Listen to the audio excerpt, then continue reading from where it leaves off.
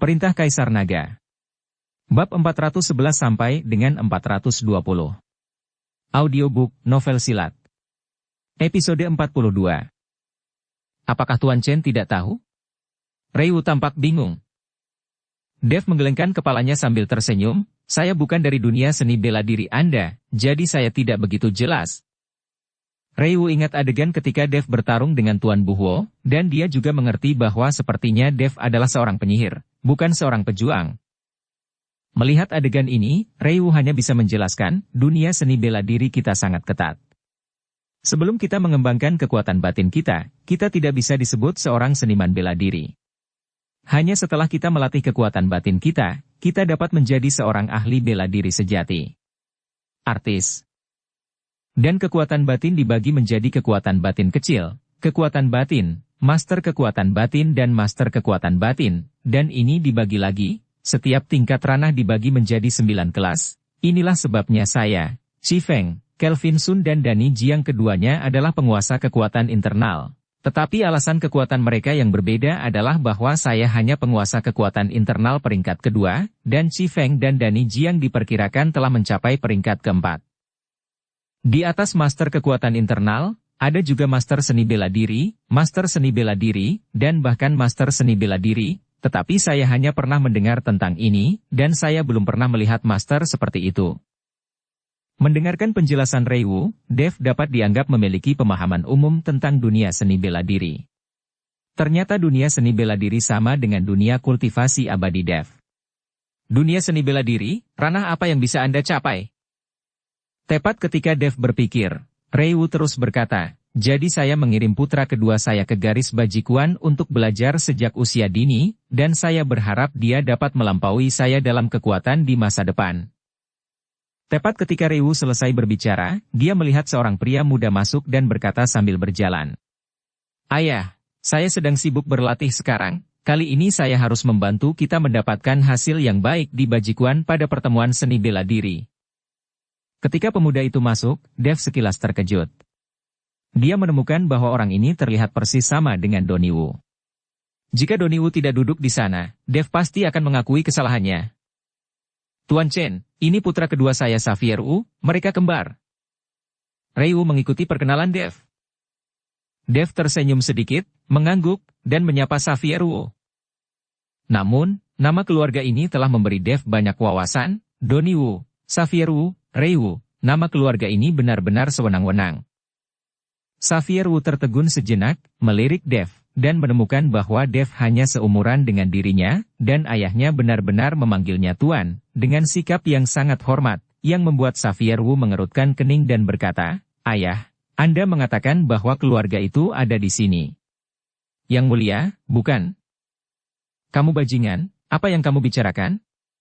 Mengapa kamu tidak datang menemui Tuan Chen? Melihat sikap arogan Xavier Wu, Ryu langsung mengutuk. Melihat Ryu marah, Xavier Wu hanya bisa berjalan ke arah Dev dengan sangat enggan. Saya telah melihat Tuan Chen. Dev hanya mengangguk sedikit, tetapi tidak mengatakan apa-apa. Bagaimana sikap Anda terhadap Tuan Chen? Apakah Anda ingin berkelahi? Ryu melihat bahwa Xavier Wu tidak yakin, dan segera memarahinya dengan marah. Patriar Wu, orang-orang muda memiliki semangat yang tinggi, itu bisa dimengerti, kamu tidak harus melakukan ini. Dev membujuk Ryu. Dev tidak peduli dengan sikap Xavier Wu. Sejak melangkah ke dunia keabadian, keadaan pikiran Dev berangsur-angsur berubah. Hei! Ryu menghela nafas, jika kedua putraku bisa seperti Tuan Chen, aku tidak akan menyesal bahkan jika aku mati. Ayah, aku berada di ranah Master Neijing sekarang, dan dalam 3 tahun aku pasti akan melampauimu. Melihat ayahnya memahkannya di depan orang luar, Xavier Wu berkata dengan sedikit enggan.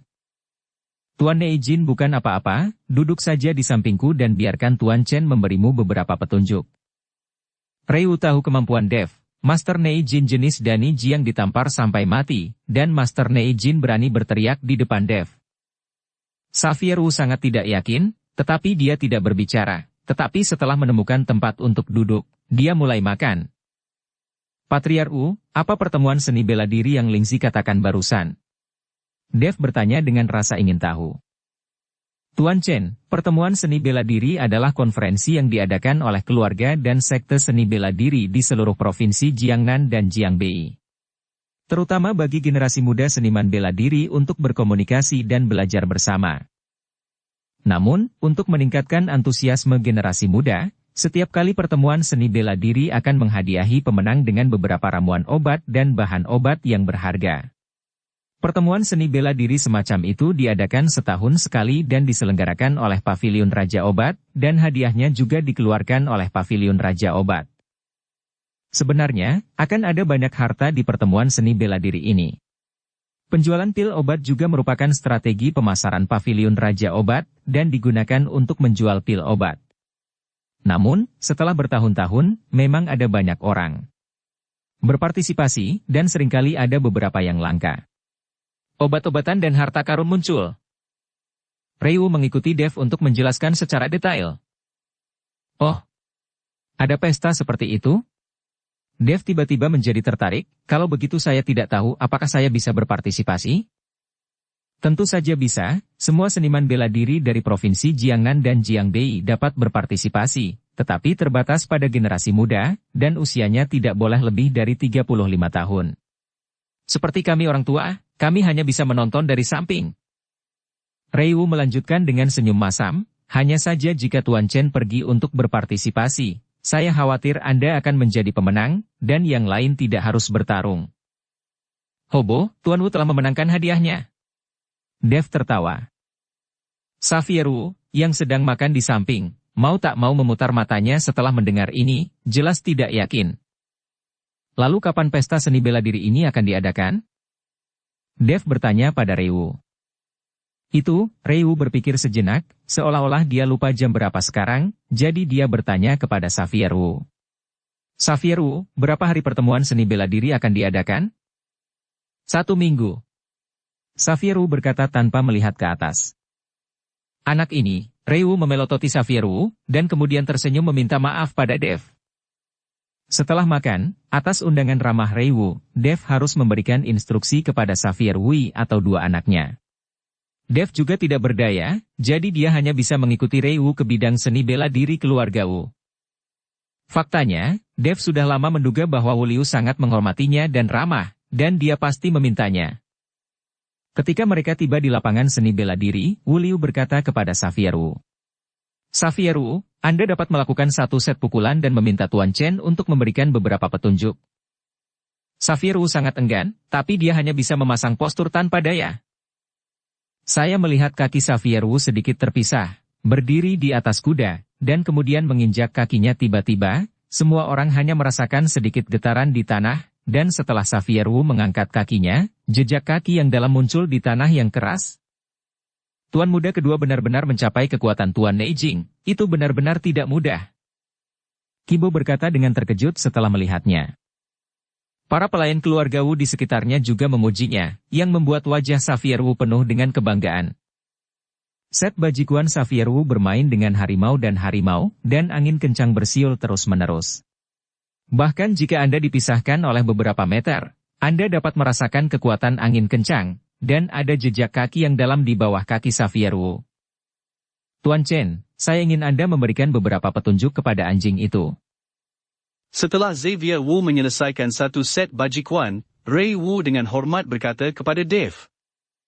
Dev mengangguk, set bajikuan ini kuat dan kuat, itu sangat bagus, tetapi sangat disayangkan bahwa peningkatan kekuatan telah mengorbankan kecepatan set pukulan ini terlalu lambat. Anda harus tahu bahwa Anda kuat, jika kamu tidak bisa memukul orang, dan itu sia-sia. Ryu mengangguk lagi dan lagi setelah mendengar ini, set pukulan Xavier Wu memang kuat dan kuat, dia sengaja meningkatkan kekuatan setiap pukulan dan setiap tendangan, jadi ini menyebabkan kecepatannya melambat. Ketika Xavier Wu mendengar bahwa Dev benar-benar mengatakan bahwa bajikuannya lambat, dia langsung tidak senang. Selain itu, hatinya telah menahan amarahnya, dan dia segera meledak, dan berkata kepada Dev, "Wah, jika kamu benar-benar mampu, apakah kamu berani memainkan 2 gerakan denganku? Akan kutunjukkan seberapa lambat bajikuanku." Kamu bajingan, mengapa kamu berbicara dengan Tuan Chen? Ray Wu terkejut. Xavier Wu ini berani berbicara dengan Dev seperti ini, tetapi dia ketakutan. Ray Wu akan bergegas untuk memberi pelajaran pada Xavier Wu. Siapa yang tahu bahwa Dev mengulurkan tangannya dan menghentikan Ray Wu? Tuan Wu tidak perlu marah, saya tidak mengatakannya, itu normal bagi orang muda untuk marah. Saya hanya akan memiliki 2 gerakan dengannya.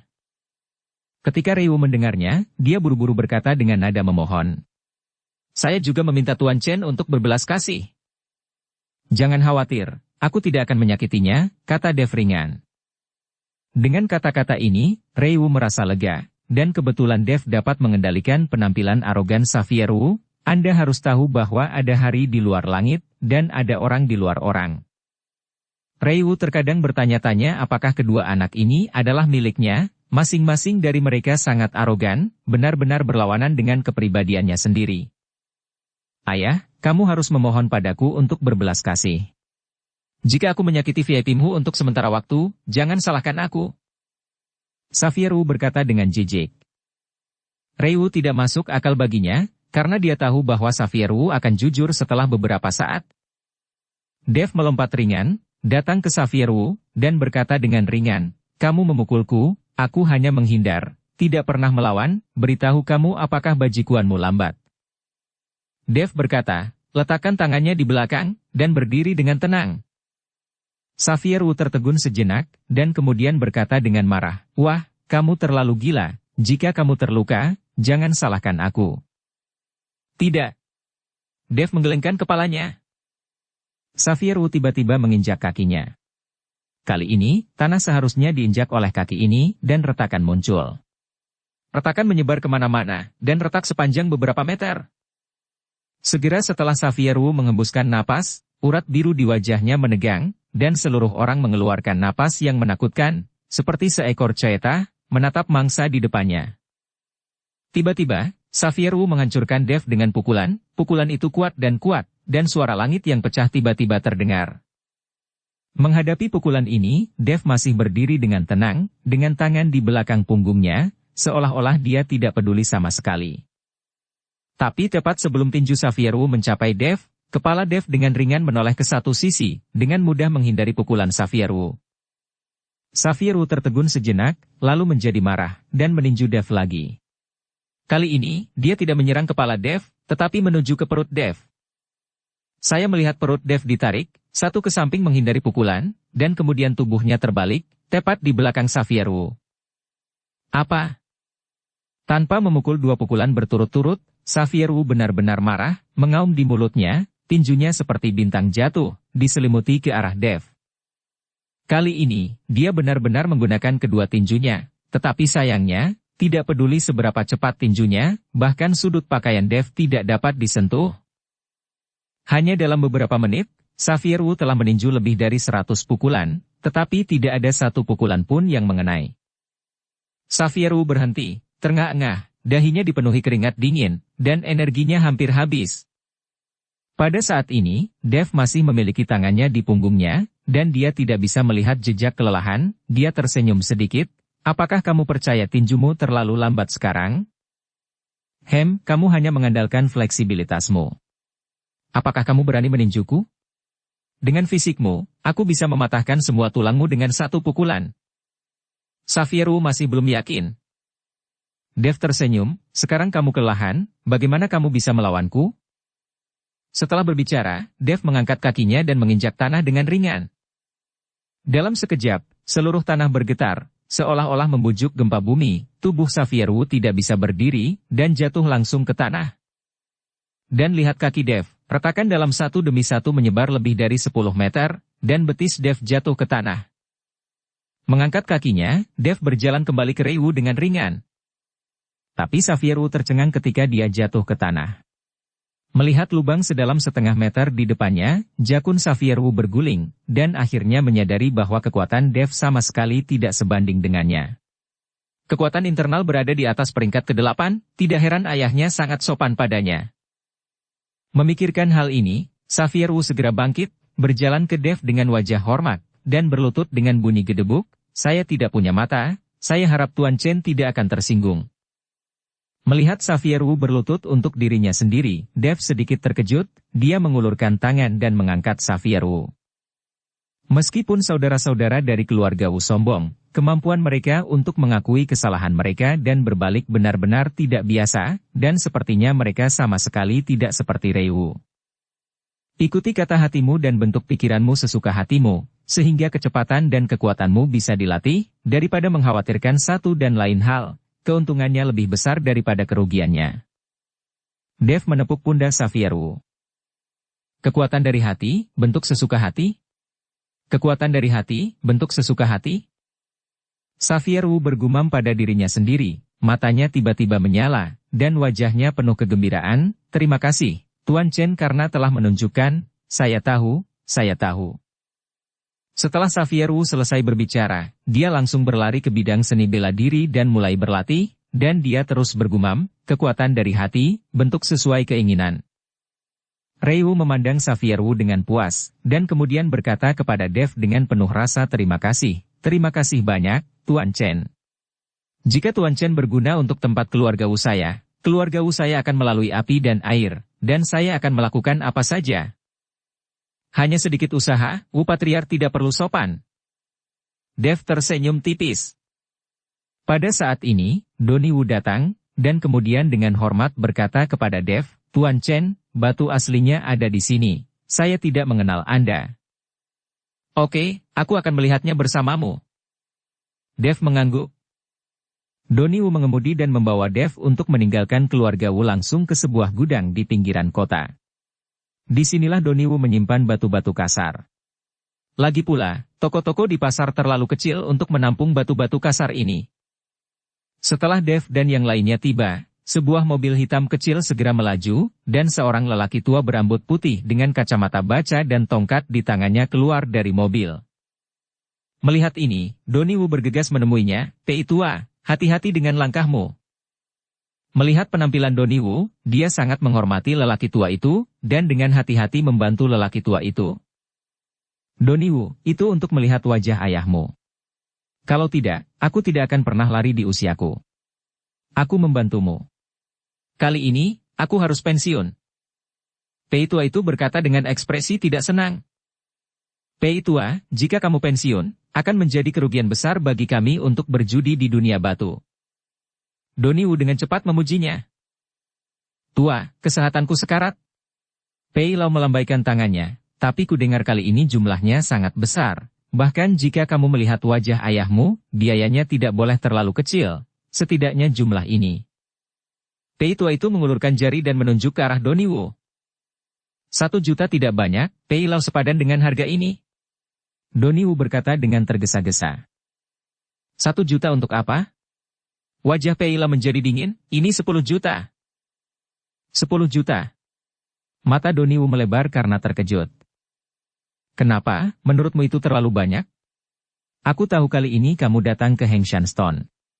Jika semuanya baik-baik saja, berapa banyak uang yang bisa kamu hasilkan? Apakah kamu masih perlu aku memberitahumu? Pei tua itu berkata dengan dingin kepada Doni Wu. Oke, 10 juta adalah 10 juta, Doni Wu mengertakkan gigi. Dia membantu Pei Lau ke kursi untuk beristirahat. Doni Wu berjalan ke Dev, dan berkata dengan sedikit malu, Tuan Chen, Pei tua ini adalah seorang pria tua di dunia perjudian batu, kami akan memintanya untuk berpegangan tangan ketika kami beli batu kasar. Bukannya saya tidak percaya Tuan Chen, tapi saya harap Tuan Chen tidak salah paham. Tidak apa-apa. Dev tersenyum sedikit. Setelah menunggu sekitar setengah jam, sebuah truk melaju, diikuti oleh beberapa mobil.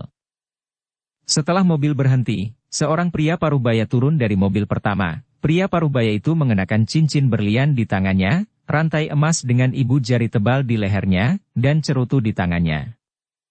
Dari mobil lain, lebih dari selusin pengawal berjas turun, semuanya mengenakan kacamata hitam, memancarkan aura menakutkan, dan mereka tidak lemah pada pandangan pertama. Tuan Feng, datang kepada saya untuk mengantarkan barang, dan bawa begitu banyak pengawal. Apakah Anda meremehkan saya atau keluarga seni bela diri saya? Doni Wu berkata dan berjalan sambil tersenyum, diikuti oleh Tuan Feng dan berjabat tangan. Tentu saja saya tahu kekuatan keluarga Wu Anda di ibu kota provinsi, tetapi mobil ini semuanya adalah batu kasar Hengshan bermutu tinggi, dan itu sangat berharga. Jika terjadi kesalahan di tengah jalan, saya akan menjadi pengemis di masa depan. Presiden Feng tertawa, memperlihatkan 2 gigi emas besar. Nilai Tuan Feng, apalagi 1 gerbong batu Hengshan, bahkan jika dia membeli seluruh gunung Hengshan, itu akan lebih dari cukup. Doni Wu memuji Tuan Feng. Doni Wu mengertakkan gigi. Tuan Muda Wu telah memenangkan penghargaan. Meskipun Tuan Feng mengatakan ini, wajahnya penuh dengan senyuman. Dev di samping memandang Doni Wu dengan kagum, meskipun anak ini tidak suka berlatih seni bela diri, dia benar-benar seorang pengusaha yang baik. Setelah Doni Wu bertukar kata dengan Presiden Feng, kemudian Presiden Feng berjalan langsung di depan Tuan Pei yang sedang duduk di kursi, dan berkata dengan sopan kepada Tuan Pei, "Penatua Pei, Anda akan keluar sendiri hari ini. Mobil batu Hengshan ini sangat berharga." Doni Wu tidak nyaman, dan mengundang saya secara langsung. Pei Lau masih duduk, matanya sedikit tertutup dan berkata, "Tuan Wu, kami telah berurusan satu sama lain selama bertahun-tahun, tetapi Anda masih tidak bisa mempercayai saya, Lau Feng, dan mengundang Lau Du secara pribadi." Presiden Feng memandang Doni Wu dan berkata setengah bercanda, "Tuan Feng, berhati-hatilah untuk tidak membuat kesalahan besar, belum lagi harga kumpulan batu Hengshan ini tidak rendah." Doni Wu juga tersenyum sedikit. "Dalam hal ini, mari kita periksa barangnya terlebih dahulu, tetapi saya masih mengatakan hal yang sama, ini adalah batu asli, saya tidak akan menjamin bahwa Anda akan menghasilkan permata, atau permata apa yang akan diproduksi. Setelah pemeriksaan dan transaksi, saya tidak akan mengembalikannya." Presiden Feng berkata dengan wajah serius. "Saya mengerti, ini tidak perlu dijelaskan oleh Presiden Feng." Doni Wu mengangguk. Dukung channel Novel Silat dengan subscribe, follow, like, komen dan share. Segera, 1 gerbong batu kasar dibuang di tempat yang ditentukan. Kereta penuh batu ini memiliki ukuran dan bentuk yang berbeda. Jika Anda tidak tahu bagaimana melakukannya, itu tidak berbeda dengan batu biasa. "Pei Tua, aku lelah." Doni Wu melangkah maju untuk meminta Pei Lau memeriksa barang-barang, dan secara pribadi membantu Pei Lau naik. Pei Lau mengangguk, mengeluarkan kaca pembesar, dan palu kecil yang sangat halus, dan berjalan ke batu kasar yang dipilih secara acak. Dengan begitu banyak batu kasar, tidak realistis untuk memeriksanya satu persatu, jadi saya hanya dapat memilih selusin secara acak dan membiarkan Pei memeriksa barangnya. Adapun apakah selusin atau lebih batu ini dapat mewakili kualitas 1 gerbong batu kasar, tidak ada yang bisa mengatakan dengan pasti, itu semua tergantung pada keberuntungan, dan perjudian di atas batu itu sendiri adalah masalah keberuntungan. Tepat ketika Pei Lau dengan hati-hati melihat batu-batu kasar, Dev tiba-tiba sedikit mengernyit, lalu berjalan ke tumpukan batu kasar, lalu membungkuk dan mulai memetik. Tuan Feng melirik Dev dan tidak menghentikannya, dia mengira Dev adalah bawahan yang dibawa oleh Doni Wu. Dev terus memungut batu kasar di depannya, dan segera sebuah batu dengan permukaan halus dan bentuk oval muncul di depan Dev. Dev menunjukkan keterkejutan di matanya, dan perlahan-lahan mengambil batu itu. Ketika tangan Dev menyentuh batu itu, energi spiritual murni langsung mengebor ke tubuh Dev. Aura yang terkandung dalam batu seukuran telur ini bahkan lebih berlimpah daripada aura di batu giok yang puluhan kali lebih besar. Apakah ini batu roh? Mata Dev melebar, matanya penuh dengan luar biasa. Setelah mengambil batu ini, Dev menutup matanya dan merasakannya lagi, dan menemukan bahwa tidak ada batu dengan aura. "Dari mana kamu mendapatkan batu ini?" Dev mengambil batu roh dan berjalan ke arah Tuan Feng dengan penuh semangat dan bertanya. Presiden Feng melirik Dev dengan jijik di matanya, dan mendengus dingin, dia tidak masuk akal sama sekali. Saya bertanya, dari mana batu ini berasal? Dev meraih kerah Tuan Feng dan berkata dengan cemas. Wajah Tuan Feng sangat marah, dan pengawal itu langsung mengelilinginya. Doni Wu bergegas ketika dia melihat ini. Tuan Chen, ada apa? Doni Wu melangkah maju dan buru-buru menarik Dev pergi, lalu berkata dengan nada meminta maaf kepada Tuan Feng. Presiden Feng, maaf, mungkin Tuan Chen sedikit bersemangat. Ketika dia melihat bahwa batu-batu kasar ini bagus. Hari ini bukan karena wajah Doni Wu, aku harus melenyapkan anak ini. Presiden Feng mendengus dingin, melambaikan tangannya, dan membuat pengawal mundur. Dev juga merasakan sedikit kejanggalan, jadi dia tenang. Tuan Chen, Apakah batu di tangan Anda ini permata? Melihat Dev memegang batu seukuran telur, Donnie Wu bertanya. Oh, itu bukan permata, saya hanya berpikir batu ini agak istimewa. Dev menggelengkan kepalanya, dan kemudian bertanya. Apakah batu-batu ini ditambang dari Gunung Heng? Ya, melihat warna dan bentuk batu-batu ini, semuanya ditambang dari Hengshan, tetapi tidak banyak batu kecil seperti milikmu di Hengshan. Bahkan jika ada barang dalam jenis batu ini, nilainya tidak banyak. Uang juga kecil. Donnie Wu menjelaskan. Dev tersenyum sedikit, dan tidak berkata apa-apa. Donnie Wu tidak mengerti pentingnya batu ini untuk dirinya sendiri. Sepertinya aku punya waktu untuk pergi ke Hengshan, mungkin aku bisa menemukan batu spiritual di sana. Dev berpikir dalam hati. Luar biasa, batu Hengshan ini benar-benar luar biasa. Hijau zamrud ini dapat dilihat dengan sangat jelas dari luar. Anda tidak akan salah ketika membukanya. Setelah 10 menit, lelaki tua itu tiba-tiba berseru dengan keras. Ketika Donnie Wu mendengarnya, dia bergegas. Pei tua, apakah menurutmu ada barang di sekitar selusin batu ini? Tentu saja, datang dan lihat. Pei Lau mengambil senter kecil dan mengambil gambar di atas batu, dan segera kilau hijau muncul di dalamnya. Tuan Pei memukul lagi dengan palu kecil, merobohkan kulit luar, dan bagian dalam hijau menjadi lebih hidup. Donnie Wu langsung sangat gembira, barang bagus semacam ini bisa keluar dari selusin batu yang dipilih secara acak, jadi pasti tidak ada kekurangan mobil ini benar-benar keberuntungan. Pei tua, terima kasih banyak. Aku akan memanggilmu untuk hadiahmu sebentar lagi. Donnie Wu berkata dengan penuh semangat.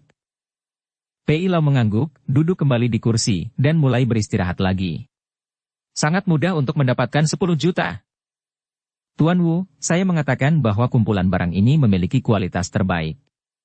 Jika Anda membelinya, Anda pasti akan menghasilkan banyak uang.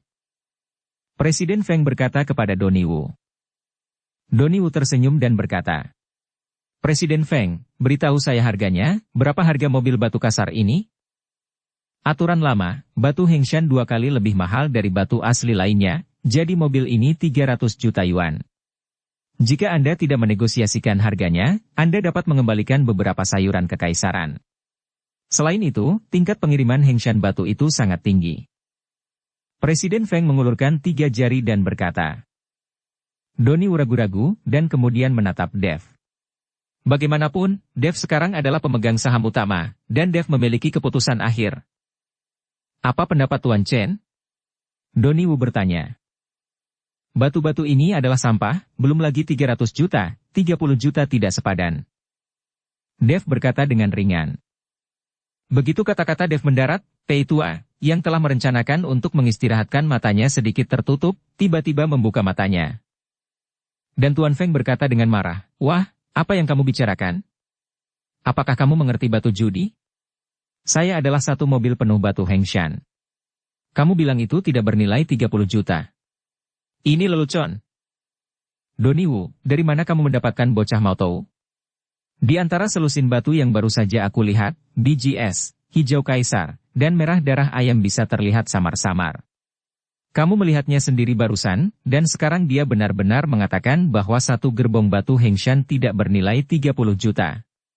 Pei Lau berdiri dan berkata dengan wajah dingin, saya pikir muatan batu kasar ini tidak sebanyak 300 juta. Jika Anda tidak menginginkannya, berikan kepada saya.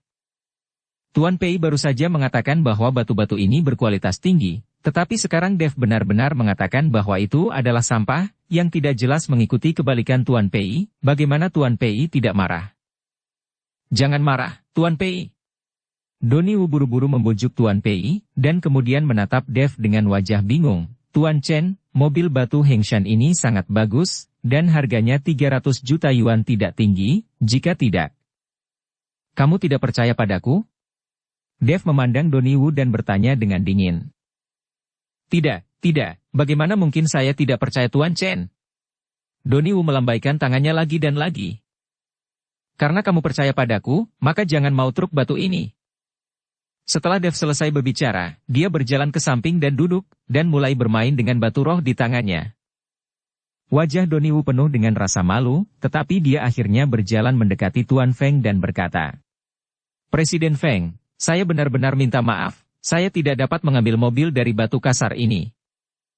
Kemudian Tuan Feng tertegun sejenak, dan kemudian berkata dengan marah, Donnie Wu, Tuan Pei mengatakan itu yang terbaik, tetapi Anda tidak percaya Tuan Pei. Itu konyol untuk percaya pada kata-kata anak laki-laki berbulu, karena Anda tidak menginginkannya, maka saya akan mencari penjual lain.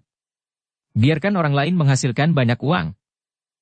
Kata-kata Presiden Feng membuat Donnie Wu sangat tidak nyaman, tetapi karena Dev telah berbicara, Donnie Wu tidak berani tinggal bahkan jika dia mau.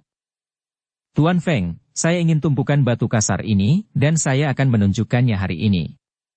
Peluang tidak datang setiap saat? Pei Lao berjalan ke arah Presiden Feng dan berkata, Pei tua, karena kamu menginginkannya, aku juga banyak berdarah hari ini, dan aku memberimu 250 juta, tetapi aku ingin mentransfer uang di tempat, dan aku tidak akan berhutang secara kredit. Tidak masalah, saya akan segera mentransfer uang kepada Anda.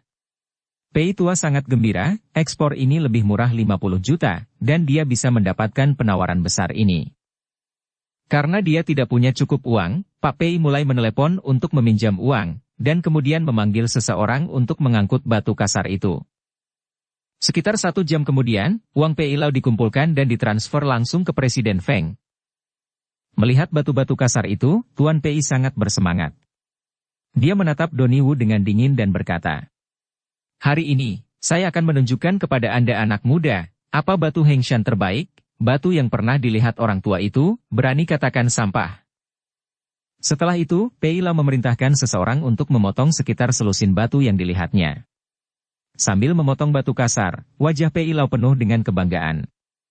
Dia percaya bahwa selusin batu kasar ini pasti akan dikirim. Pei tua, perjalananku masih panjang dan aku harus bergegas kembali. Kamu bisa mengemudi perlahan di sini. Melihat ini, Presiden Feng berkata kepada lelaki tua Pei. Tuan Feng, jangan pergi, ikuti saya untuk bersaksi, agar anak-anak muda mereka dapat memperoleh wawasan. Tuan Pei meraih Tuan Feng dan berkata. Saya melihat wajah Tuan Feng sedikit malu, tetapi dia hanya bisa diam. Donnie Wu menyaksikan dari samping, matanya merah, dia benar-benar iri, tapi sayangnya Dev menolak untuk menerimanya, dan dia hanya bisa melihat orang lain menghasilkan uang. Segera, lebih dari selusin batu kasar dipotong terbuka, dan ketika batu kasar dibuka, semua orang tercengang. Saya melihat bahwa setelah batu kasar dipotong, tidak ada apa-apa di dalamnya, hanya batu biasa, dan ditutupi dengan retakan. Adapun hijau dan merah yang dilihat dari luar, itu hanya lapisan di permukaan batu, seolah-olah sengaja dioleskan. Bagaimana ini bisa terjadi? Apakah tidak mungkin? Mata Pei tua terbuka lebar, dan dia melihat selusin batu kasar seperti orang gila, lalu berteriak, terus buka untukku, dan buka semua batu kasar di sini. Segera, lusinan keping dibuka, tetapi tidak ada yang ditemukan, semuanya batu biasa, dan bahkan tidak ada batu giok kecil di dalamnya. Tidak perlu membuka, tidak akan ada apa-apa, buang-buang waktu. Dev bangkit perlahan dan melemparkan batu spiritual di tangannya. Seluruh tubuh Tuan Pei tampak bodoh, tubuhnya bergoyang 2 kali, dan kemudian dia bergegas menuju Tuan Feng dengan wajah marah. Beraninya kamu berbohong padaku dan mengembalikan uangnya. Old Pei memegang kerah Tuan Feng. Wajah Tuan Feng marah, dan dia tidak lagi memiliki tampilan hormat di awal. Dia mendorong lelaki tua itu dengan keras, orang tua, aturan dunia perjudian batu, kamu telah melihatnya sendiri, bagaimana kamu bisa mengandalkan milikku? Kepala. Setelah mendorong lelaki tua itu pergi, Tuan Feng berbalik dan membawa seseorang untuk pergi, tetapi lelaki tua itu berkata, hentikan mereka, jangan biarkan mereka pergi. Orang-orang yang dipanggil oleh Tuan Pei langsung mengepung Tuan Feng dan yang lainnya. Pengawal Tuan Feng melihat ini dan langsung menembak. Hanya butuh beberapa lusin detik untuk menjatuhkan orang-orang Tuan Pei ke tanah. Tuan Feng mendengus dingin, lalu melirik Dev dan berkata. Wah, aku ingat kamu, sebaiknya jangan biarkan aku melihatmu di masa depan. Setelah mengancam Dev, Tuan Feng pergi dengan seseorang. Pada saat ini, Pei Lao duduk lumpuh di tanah, wajahnya pucat, dan dia mulai menangis. Dia meminjam uang untuk membeli ini, dan sekarang semuanya menjadi sampah. Dengan begitu banyak uang, apa yang akan dia gunakan untuk mengembalikannya? Dev melirik lelaki tua itu, dan kemudian berkata kepada Doniwu, ayo pergi. Doniwu mengangguk dan mengikuti Dev dengan hormat. Sekarang dia mengagumi Dev dengan seluruh tubuhnya di tanah. Jika bukan karena Dev, dia akan duduk di tanah menangis sekarang. Tuan Chen, kemana kita akan pergi sekarang? Dalam perjalanan, Doniwu bertanya pada Dev. Pergi ke batu judi, tunjukkan padaku batu kasar dari seluruh ibu kota provinsi, aku kekurangan uang sekarang. Dev berkata tanpa ragu-ragu. Oke. Doniwu tampak bersemangat dan membawa Dev langsung ke jalan batu judi di pasar. Sepanjang sore, Doniwu menganggap ringan Dev dan menyapu jalan batu perjudian di seluruh ibu kota provinsi, tidak peduli jenis batu kasar apapun, mereka dapat mengirimkannya. Saya melihat hampir semua batu kasar di ibu kota provinsi, seperti hijau kekaisaran, merah darah ayam, biji es, dan lain-lain. Saya tidak tahu berapa banyak yang terjual. Doniwu akan menjual batu di tempat dan menukarnya langsung dengan uang. Tuan Chen, kami mendapat 2 miliar dalam satu sore. Di malam hari, dalam perjalanan untuk mengirim pulang Dev, Doniwu berteriak dengan penuh semangat. Dev bersandar di sandaran kursi dan beristirahat dengan mata terpejam sedikit, 2 miliar terlalu sedikit untuknya, dan kekuatan spiritual Dev habis selama setengah hari, dan sekarang tubuhnya sedikit lelah. Setelah mengirim pulang Dev, Doniwu meninggalkan sebagian uangnya dan mentransfer sisanya ke Dev, dan Dev juga menyuruh Doniwu untuk membeli lebih banyak batu kasar, terutama batu Hengshan. Bukan karena Dev menyukai batu Hengshan, dia hanya berharap untuk menemukan batu roh itu lagi, yang membuktikan bahwa kemunculan batu roh di Hengshan bukanlah suatu kebetulan. Begitu Dev memasuki pintu, dia melihat Yuki sendirian, duduk bosan di ruang tamu. Ketika dia melihat Dev kembali, dia buru-buru bangkit dan menyapanya, kamu makan siang, mengapa kamu kembali di malam hari? Aku bosan sampai mati. Di mana Ellie? Dev bertanya. Apa kamu merindukannya? Yuki memandang Dev dan bertanya. Melihat Yuki seperti itu, Dev merasa tidak berdaya untuk sementara waktu, terkadang pikiran seorang wanita tidak dapat ditebak oleh seorang pria. Aku hanya ingin tahu, kenapa dia tidak bersamamu? Dev menjelaskan. Keluargaku punya pekerjaan sendiri, jadi tidak mungkin menemaniku setiap hari. Untuk menemaniku beberapa hari ini, mereka tidak pergi bekerja. Yuki berkata dengan wajah pahit, jika masalah di ibu kota provinsi selesai, mari kita kembali ke Jiangcheng besok. Ayah saya di rumah sendiri. Saya sedikit khawatir. Dev sedikit mengernyit. Sekarang uang belum dikumpulkan, dan bahan obat belum diperoleh, Dev tidak nyaman dan dibiarkan seperti ini. Selain itu, akan ada pesta seni bela diri dalam seminggu lagi, dan Dev berniat berkeliling. Jika kamu masih memiliki sesuatu untuk dilakukan, tidak apa-apa untuk tinggal selama beberapa hari lagi. Aku hanya akan mengatakannya dengan santai. Melihat Dev sedikit malu, Yuki buru-buru mengubah kata-katanya. Tidak apa-apa, aku akan menemanimu kembali besok, tapi aku tidak akan tinggal di Jiangcheng selama beberapa hari. Aku akan kembali untuk menangani sesuatu. Dev tersenyum kecil. Dia kebetulan mengirim Yuki kembali ke Jiangcheng. Lagi pula, di sana lebih aman. Di ibu kota provinsi, orang-orang dari keluarga Feng dan orang-orang dari lembah Xuanwei mungkin datang untuk meminta masalah. Yuki tidak aman di sini. Ya. Yuki mengangguk. Pagi-pagi keesokan harinya, Dev menelepon Fata, mentransfer uang di tangannya ke Fata, dan memberitahu Fata bahwa dia sedang mencoba mencari cara untuk membiarkan Fata berbicara dengan pavilion Raja Obat sebanyak mungkin. Tunda selama beberapa hari. Setelah Yansen tahu bahwa Dev akan kembali ke Jiangcheng dengan Yuki, dia segera pergi untuk menjemput Dev. Yansen, kamu tidak perlu kembali, cari saja orang yang bisa diandalkan untuk membantumu mengurus aula harimau dulu. Dev tahu bahwa Yansen dan Fata berada pada saat yang kritis, jadi dia ingin mereka mengembangkan lebih banyak perasaan bersama. Yansen tahu apa yang dimaksud Dev, dan wajahnya menjadi sedikit merah. Tuan Chen, ketika saya kembali kali ini, saya juga akan menjelaskan kepada aula harimau. Ketika Anda kembali ke ibu kota provinsi, saya akan kembali bersama Anda. Dev tersenyum dan tidak mengatakan apa-apa lagi. Yansen mengemudi dan membawa Dev dan Yuki kembali ke Jiangcheng. Ketika mereka tiba di Jiangcheng, Hari sudah sore, Dev dan Yuki tidak pergi ke Villa Bukit Indah, tetapi langsung pergi ke villa keluarga Su. Begitu dia memasuki pintu, Yuki berteriak dengan penuh semangat. "Ayah, kami kembali." Hwan Su sedang minum teh di halaman, ketika dia mendengar teriakan Yuki, wajahnya tiba-tiba tertawa. "Ayo, datang dan duduk di sini." Dan ditransfer langsung ke Presiden Feng. Hwan Su memberi isyarat. Dev membawa beberapa makanan khas lokal dari ibu kota provinsi dan meletakkannya di atas meja batu. "Paman, saya tidak tahu apakah Anda suka atau tidak, tetapi saya memberikan Anda beberapa makanan khas lokal." "Hahaha, kamu membelinya, aku menyukainya, duduk." Hwan Su secara pribadi menuangkan secangkir teh untuk Dev. Dev duduk di seberang Hwan Su, sementara Yuki duduk di sebelah Hwan Su, bersandar di bahu Hwan Su, seperti anak kecil. "Dev, kali ini di ibu kota provinsi, apakah kamu menghadapi banyak masalah?" Hwan Su bertanya. Dev tersenyum sedikit. "Untungnya, semuanya sudah teratasi." Dev berkata sambil tersenyum tipis. "Jika kamu dalam masalah, jangan bawa sendiri. Kami adalah keluarga sekarang, jadi jangan melihat orang luar," kata Hwan Su.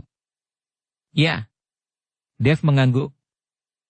Hwan Su memasukkan tangannya ke sakunya, lalu mengeluarkan kartu ban dan meletakkannya di depan Dev. "Dev, ada 5 miliar di sini, meskipun tidak banyak, Anda dapat menggunakannya terlebih dahulu, saya tahu Anda kekurangan uang baru-baru ini." Dev tercengang untuk keluarga Su, 5 miliar hampir seluruh kekayaan bersih. "Paman, aku tidak bisa meminta uang ini. Properti keluarga Su adalah milikmu selama sisa hidupmu. Bagaimana aku bisa memintanya?" Dev berpikir bahwa Hwan Su telah menjual seluruh properti keluarga Su. "Dev, aku mendengarnya sejak lama ketika kamu menelepon. Aku tahu kamu kekurangan uang, jadi aku memberitahu ayahku. Kamu harus mengambilnya dengan cepat. Bagaimanapun, ayahku hanyalah putriku, dan hal-hal dalam keluarga Su akan menjadi milikku cepat atau lambat." Yuki berkata kepada Dev. Baru pada saat itulah Dev tahu bahwa tidak heran Hwan Su bertanya kepada Dev apakah dia mengalami kesulitan begitu dia memasuki pintu. "Dev, kamu terlalu muda untuk keluarga Su saya. Meskipun 5 miliar banyak, itu bukan yang saya dapatkan dari menjual properti.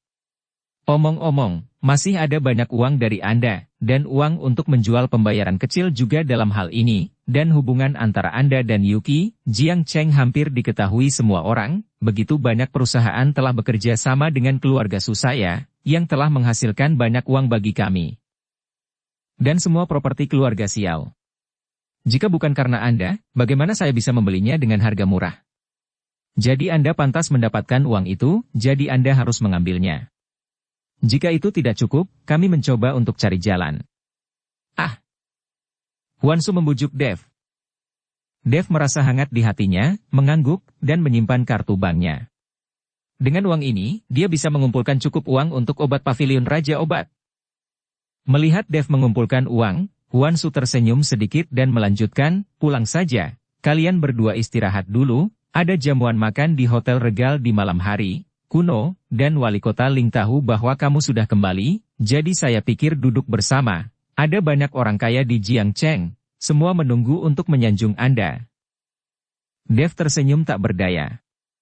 Sebenarnya, dia tidak terlalu menyukai hiburan semacam ini, tetapi Elias Gu dan William Ling ada di sana. Lagi pula, mereka berdua tidak banyak membantunya, dan mereka selalu bersenang-senang. Wajah, jadi Dev mengangguk dan setuju. Hwan Su ingin Dev beristirahat di villa keluarga Su, tetapi Dev masih berencana untuk kembali ke Villa Bukit Indah, di mana bagaimanapun, ada lebih banyak energi spiritual. Hwan Su meminta Yuki untuk mengikuti Dev kembali ke Teluk Panlong. Ketika dia berpisah, Hwan Su tidak lupa untuk menasihati Yuki, "Yuki, jaga Dev lebih banyak, ayah tidak keras kepala, jika Anda bisa memberi saya banyak sayang cucu, aku akan menjaga anak-anakmu sepanjang hari." "Ayah, apa yang kamu bicarakan? Kami belum menikah. Apakah kamu berbicara dengan putrimu seperti itu?"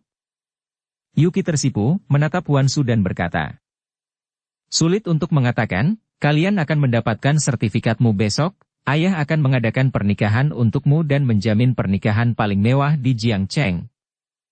Hwan Su tersenyum. "Mengabaikanmu." Yuki membawa Dev dan pergi, hanya menyisakan Huansu yang tertawa di belakang. Kembali di Villa Bukit Indah, Yuki lelah setelah berkendara untuk waktu yang lama, jadi dia berbaring dan beristirahat. Dev mentransfer uang ke Fata dan memintanya untuk mendapatkan bahan obat sesegera mungkin.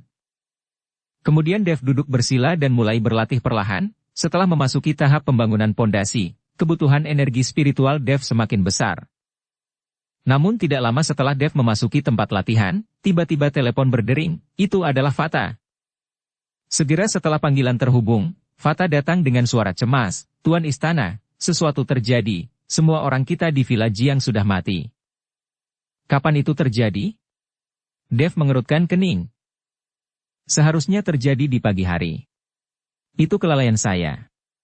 Saya tidak datang ke sini untuk memeriksa, dan sekarang saya menemukan bahwa semua orang sudah mati. Fata sangat menyalahkan dirinya sendiri. Wajah Dev suram. Meskipun dia kembali, masih ada orang yang menjaga villa keluarga Jiang, dan sekarang semua orang telah terbunuh. Apakah kamu tahu siapa itu? Drake Jiang itu? Atau seseorang dari Suanyuegu, atau orang lain? Dev bertanya. Aku tidak tahu, tetapi karena pihak lain tidak menemukanmu di sini, dia pasti akan pergi ke Jiangcheng. Tolong lebih perhatikan dirimu sendiri, Hallmaster. Fata mengingatkan Dev. Oke, begitu. Dev selesai dan menutup telepon. Mata Dev yang dalam penuh dengan niat membunuh. Tidak peduli siapa yang datang, para prajurit akan memblokir air atau menutupi, dan membunuh satu persatu. Bersambung ke episode 43. Dukung kami dengan subscribe, follow, like, komen dan share. Terima kasih.